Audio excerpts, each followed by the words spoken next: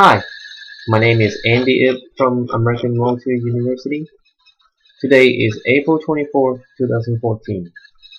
This video is for my Week 8 assignment in Management 605 Leadership class. Today, I will be talking about some leadership qualities of George Washington. Without questions, George Washington stands in history as one of the greatest leaders in the United States. How many leaders could have pulled off what George Washington did in the American Revolution? Under Washington's leadership, the ill-equipped and typically outnumbered Continental Army endured countless hardships and many disappointments, and yet it came out on top.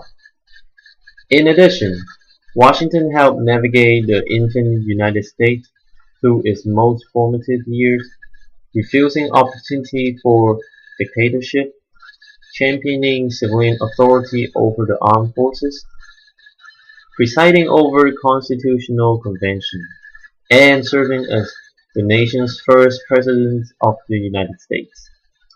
There has never been an American leader quite like George Washington. Washington's record of military leadership began in French and Indian War, a conflict he helped ignite.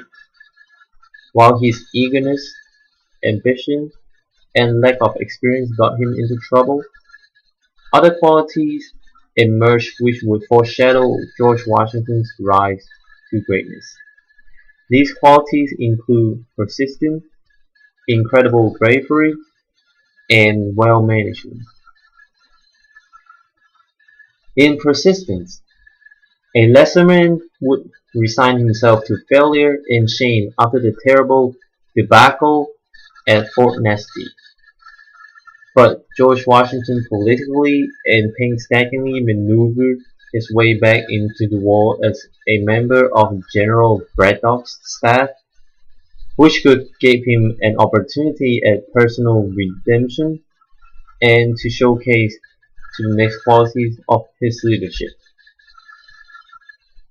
Washington repeatedly exposed himself to danger, at one point even charging his horse between lines of his own men who were mistakenly firing volleys at one another. During Braddock's infamous march and defeat, Washington was among the only mounted officers to emerge unscathed. 4 bullets holes in his uniform and 2 dead horses were sample testimony to his courage. About management.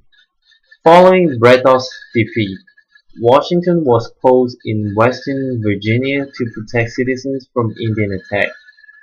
Though these years were frustrating for him, Washington had to contend on a regular basis with matters of supply, morale, discipline, and communication. He developed critical experience in organizing and managing troops under his command. Washington's greatest leadership quality was probably his high moral character. He refused the opportunity to cede dictatorial power during and at the end of the war, even when it seems that holding full power would be the only way to keep the Continental Army from revolting. Washington forcefully declined and maintained his support for the official government of the United States. When the peace treaty with Britain was finally sealed, Washington resigned his commission in December 1783, formally handing control of the military to the United States Congress. It was one of the very few times in history that a person with such huge power voluntarily walked away from it. It is hard to picture the United States of America existing today without George Washington. So many things in our founding period could have gone terribly wrong, but they didn't, and it is because Washington were there to lead the nation in the right direction. If removing George Washington from the picture will get very, very dark. So, I believe George Washington was truly one of the best leaders in the United States. This is the end of my speech. Thank you.